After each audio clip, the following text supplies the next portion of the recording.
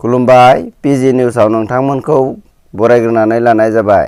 गिबि रादाब होनो लादों दुलाराय आसाम ट्राइबेल संघनि 38थि मिरु जथुम्मायाव गिबि मन्थ्रिया बाहागो लादों। विधान सभा बिसायख'थियाव खौसे जानो थाखाय एमपि गौरब गगैआ लुरिनज्योति गगै आरो अखिल गगैखौ खावलायदों। तामुलपुरनि काउरबाहायाव गंथाम आयेन बेरेखायै फसंनाय दंफां मिल बोखांदों। बिटिआरनि सोलोंथाइ आबहावाखौ साबसिन खालामनो प्रमद बर'नि थांखि। भारतनि हेंथायै खैसार चीनआ पाकिस्ताननि नेभिफोरनि थाखाय नैथि दावहा नांग्रा जाहाज बानायबाय। मुरादाबाद हावेआव बास ट्राकनि सौग्रावनायाव सा 10 सुबुंफोरा जिउ गोमानांदों।